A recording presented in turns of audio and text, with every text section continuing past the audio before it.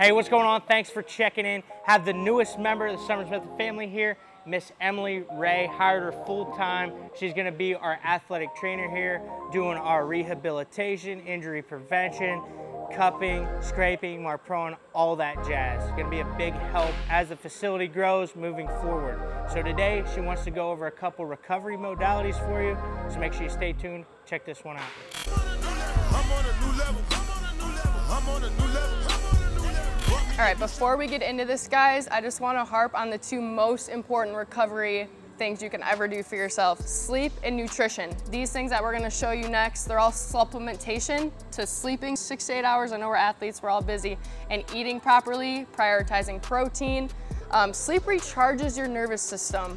It replenishes your energy stores. So if you're not sleeping properly, then you're not going to be motivated and ready to go for your workout the next day. If you aren't fueling your body with right amount of protein, carbohydrates, same thing. Your body's not going to be ready to go. You're not going to recover. You're going to be more sore. You're not going to have the energy to go through your workout. So make sure you're prioritizing sleep and nutrition before any of these things I'm about to show you. All right, the first thing I'm gonna take you guys through is cupping. A lot of people have seen it. There's different ways to do it. Fire cups, there's all that jazz. But I just have a basic cupping set here. Jeremy, he has a torn labrum in his shoulder, so he gets a lot of soreness, a lot of inflammation. So pretty much all we use this for is to help kind of break up muscle adhesions, help with the blood flow, blood circulation, energy metabolism in his shoulder. So I like to just place them around the sore areas, avoid bone, avoid ligament areas. So we pretty much just hit the main muscle groups surrounding the scapula, so all the rotator cuff muscles. I like to leave them on for about 5 to 7 minutes. A common myth you'll see is the darker the circle, the more tight the area is. That is not true. That is a myth. Everyone's different. It's just a bruise. That's all it is. Darker circle doesn't really mean anything. I like to do this around like 2 to 3 times a week, specifically after high intent days, for pitchers, days after bullpens, but not overdoing it. I see a lot of people that like to do it every day, every other day. That's just creating too much inflammation, so we don't want to do that. About 2 to 3 times a week after high intensity days where we're a little bit more sore, a little bit more tight in those areas.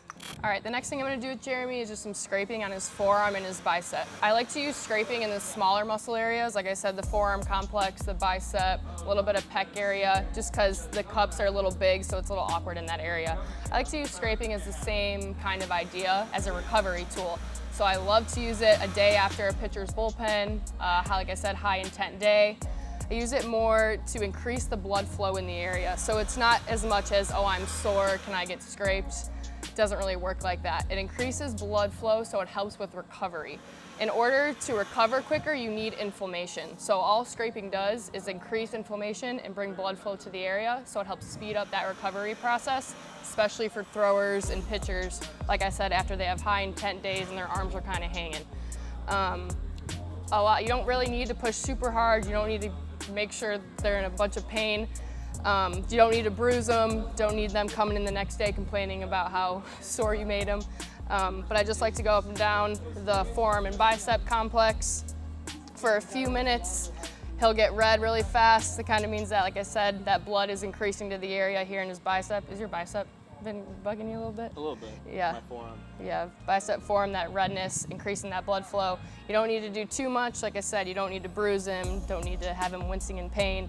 But like I said, all it does, bring blood flow to that area and helps promote recovery. You don't want to create too much inflammation because, like I said, then that kind of brings us back to square one where we're trying to reduce inflammation and promote recovery. So you only need to do it around 2 to 3 times a week after those high intent throw-in days. All right, my personal favorite recovery tool is the Mark Pro. This thing is loved by pitchers, throwers, guys live and die by this thing.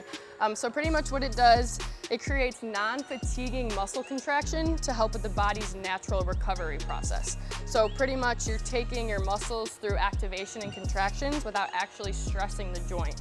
I don't think this should be used as a replacement for post-throw bands, post-throw arm care, but it definitely is a good supplementation. So what I like to use it for is a total arm flush. So guys that have forearm pain, bicep pain, anterior shoulder pain, I'll put one of the currents here on the palm of the hand, that same current here on the forearm complex, And then I'll start here on the bicep, right in the middle. And then I'll put the other one here on the pec or anterior shoulder. If a guy has more posterior shoulder soreness, posterior shoulder pain, guys with labrum issues, I'm sure you get most of your stuff back here, I'll switch this and just toss it back to the posterior shoulder. That's what I like to do for a total arm flush after pitcher's throw, after a bullpen. Flushes that whole arm out, increases the blood flow without actually putting stress on the joints. You can also use it as a just posterior shoulder complex, just for the rotator cuff. You can use it anywhere on the body ideally, but baseball players specifically love it for their total arm flush after they throw. So I'll take guys through their post-throw arm care routines and then throw them on this for 15 minutes, and it's a perfect recovery. You can't really overdose on the Mark Pro like you can cupping and scraping. There's not really too much of this that's really bad for you. But like I said, I really, really encourage it after bullpens, high intensity days, just along with cupping and scraping too. But this is one of my personal favorites. All right, another important factor to the recovery process is active recovery. So that's walking, biking, swimming, light jog. So this helps, again, reduce soreness and increase your body's natural recovery process. Doesn't put a lot of stress on the joints, but helps flush out your system. So if you have a super heavy day in the weight room, going on a light jog later that night or the next day, it helps flush out, kind of like a total body flush, right? But it helps speed up that muscle rebuilding process without strenuously tiring out those muscles like you would in the weight room. All right, guys, I hope you learned something from these recovery tactics. I'm now full-time here at SummersMethod, so you'll be seeing a lot more of me. We pump out 2 of these videos a week. I'll catch you guys next time. Game rewards the grind. It knows how much you've invested.